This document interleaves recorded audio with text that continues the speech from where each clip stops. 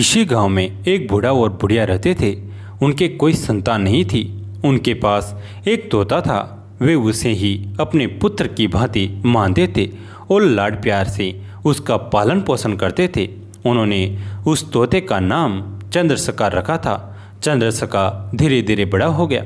वह तरह तरह की बोली बोलने लगा। जब कोई घर में आता वो उसका स्वागत करता और जब आगंतुक चला जाता तो वह उसकी नकल करके दिखाता। कभी वह बहुत देर तक नाच दिखाता रहता। इस प्रकार वह बूढ़े और बूढ़ी का खूब मनोरंजन करता रहता था। वे लोग भी उसे बहुत प्यार करते थे। बूढ़ा बगीचे से आम और अमरूद तोड़कर लाता था और बुढ़िया चंद्रसका को गोद में बिठाकर खिलाती थी। एक दिन चंद्रसका ने बूढ़ी से कहा, दादी माँ, मैं अपने मित्रों के साथ जंगल में फल खाने जाऊंगा। बुढ़िया बोली, ठीक है, मगर पहले अपने दादा से पूछ लो। चंद्रसका दादा के पास गया और बोला, दादाजी, मैं अपने मित्रों के साथ फल खाने जंगल में जाऊंगा। बूढ़े ने कहा, बेटा, फल तो मैं तुम्हें बाग से तोड़कर ला दूंगा। जंगल में जाकर क्या करोगे? चंद्रसका जिद करते हुए बोला, नहीं दादाजी, मैं आज बाग के फल नहीं खाऊंगा।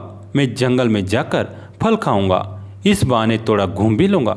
ये सुनकर बूढ़े ने कहा, अच्छा, जैसी तुम्हारी मर्जी, लेकिन घूमकर जल्दी लौट आना। जब तक नहीं आओगे तब तक हमें तुम्हारी चिंता लगी रहेगी। बूढ़े की अनुमति पाते ही अपने मित्रों के साथ जंगल की ओर उड़ चला। सभी मित्र उड़ते उड़ते घने जंगल में पहुंच गए। चंद्रसका सबके आगे आगे उड़ रहा था।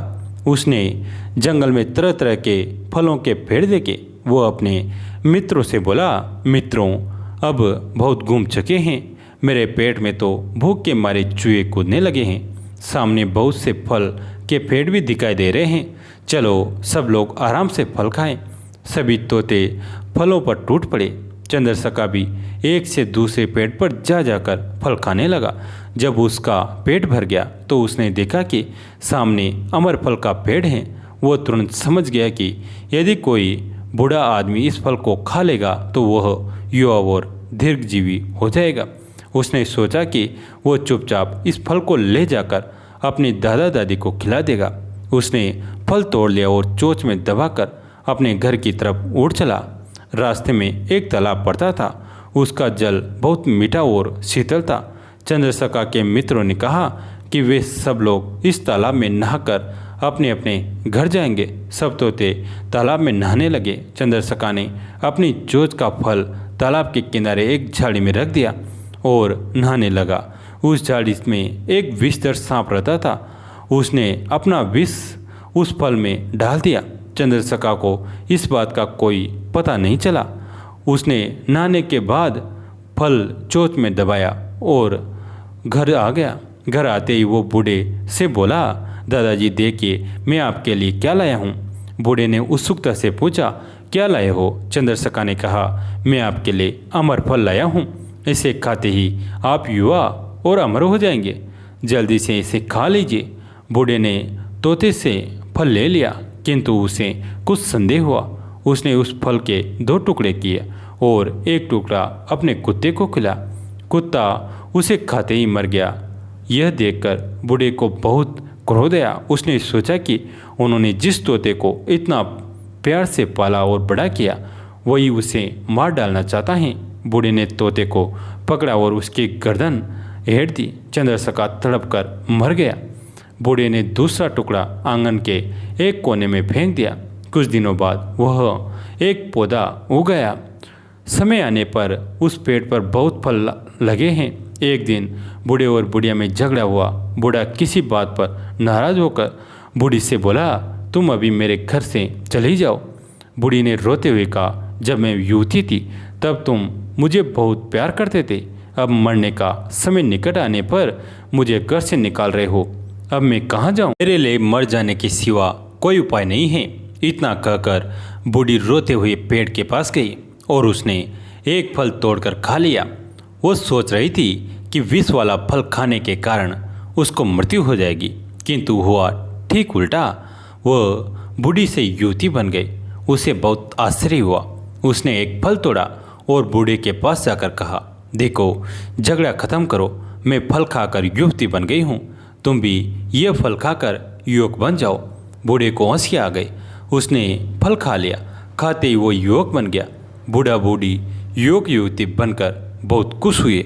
उन्हें बस यही दुख हुआ कि उन्होंने बिना सोचे समझे चंद्रशका को मार डाला। वे दोनों चंद्रशका की मृत्यु का अपने आप को अपराधी मानकर पश्चाताप करते रहे। पश्चाताप के अग्नि में जलने से अच्छा है हर कार्य को भली भांति विचार विमर्श करके ही उदार हृदय से आचरण करे। जय माता दी। मुझसे तो माखन छीन ही जाएगा मैया। यशोदा ने कान्हा को चूम कर कहा, नहीं लल्ला, वहाँ तो तुम्हें देवकी रोज माखन खिलाएगी। कन्हैया ने फिर कहा, पर तुम्हारी तरह प्रेम कौन करेगा मैया। अब की यशोदा कृष्ण को स्वयं से लिपटा कर फपक पड़ी। मन ही मन कहा, यशोदा की तरह प्रेम तो सचमुच कोई नहीं कर सकेगा लल्ला, पर शायद इस प्रेम की आयु इतनी ही थी। कृष्ण को रथ पर बैठाकर अक्रूर के संग नंद बाबा चले तो यशोदा ने कहा, तनिक सुनिए न, आपसे देवकी तो मिलेगी न, उसे कह दीजिएगा लल्ला तनिक नटखट है, पर कभी मारेगी नहीं। नंद बाबा ने मुंह घुमा लिया। यशोदा ने फिर कहा, कहिएगा कि मैंने लल्ला को कभी दूध से भी नहीं छुआ, हमेशा हृदय से लगा कर रखा है। नंद बाबा ने रथ को हाँक दिया। यशोदा ने पीछे से कहा, कह दीजिएगा कि लल्ला को माखन प्रिय है, उसको ताज़ा माखन खिलाती रहेगी, बासी माखन में कीड़े पड़ जाते हैं। नंद बाबा की आंखें फिर भर आई। उन्होंने घोड़े को तेज किया। यशोदा ने तनिक तेज स्वर में फिर कहा, कहिएगा कि बड़े कोर उसके गले में अटक जाते हैं, उसे छोटे छोटे कोर खिलाएगी। नंद बाबा ने घोड़े को जोर से हाँक लगाई। रथ धूल उड़ाती हुई बढ़ चला। यशोदा वहीं जमीन पर बैठ गई और फपक कर कहा, कृष्ण से भी कहिएगा कि मुझे स्मरण रखेगा। उधर रथ में बैठे कृष्ण ने मन ही मन कहा, तुम्हें यह जगत सदैव स्मरण रखेगा मैया, तुम्हारे बाद मेरे जीवन में जीवन बचता कहाँ है। जय श्री राधे जी। दोस्तों, कैसी लगी है कहानी, अपने दोस्तों के साथ, फैमिली के साथ शेयर जरूर करें। इस कहानी को अंत तक सुनने के लिए आप सभी का तहे दिल से धन्यवाद। दोस्तों, अगर आपको धार्मिक कहानियाँ सुनना पसंद है तो हमारे चैनल को सब्सक्राइब जरूर करें। धन्यवाद।